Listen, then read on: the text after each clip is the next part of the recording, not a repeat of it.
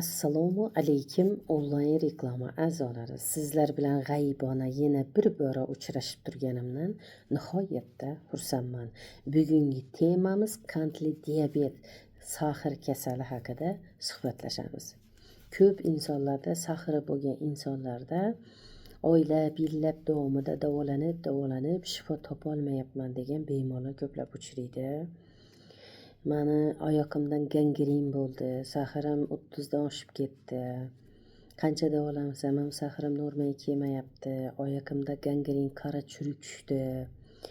Barmoqimni kestirdim. Barmoqimni kestirishim kerak ekan degan bemorlar, kestirdim degan bemorlar, to'piqimdan kestirdim, tizzamdan kestirdim, kuymichimdan kestirdim degan bemorlar murojaat qiladi. Allohning qudratiyle bizning Nur Aziz sog'lomlashtirish markazimizda tabiiy giyohlari, malham siroplari yordamida sahar, qandli diabet kasaliga va shu asoratlari gangren bo'lgan bemorlarga shifosi bor deb tavsiya qilaman. Birinchi o'chirda asablarni tinchlantirish kerak, saharni normaga keltirish kerak. Shunda gangren yo'q bo'ladi. Tuzaladi, bitadi yorasi. Bo'lmasa bitmaydi. Shu sekin tepaga qarab kelaveradi, kesilib. Iloji boricha buni hammamiz bilamiz. Bu davleniya normadan oshgandan keyin, davleniya tushib ketgandan keyin, davleniya chiqib ketgandan keyin oylar, yillar davomida shunaqa takrorlanib qandli diabet, sahar kasali kelib chiqadi. Kayfiyatingiz yaxshi bo'lsa, sahar normaga yaqinlashadi.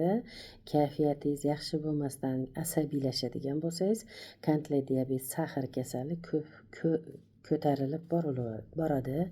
Sahar kasali xuddi suv toshgandek bo'lib, ko'pirib toshib boraveradi kundan kunga.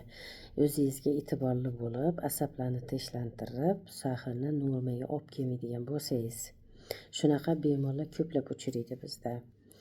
Allohning qudratiyle tabiiy giyohlarimiz, siroplarimiz yordamida har qanday sahar kasaliga shifosi bor deb tavsiya qilaman.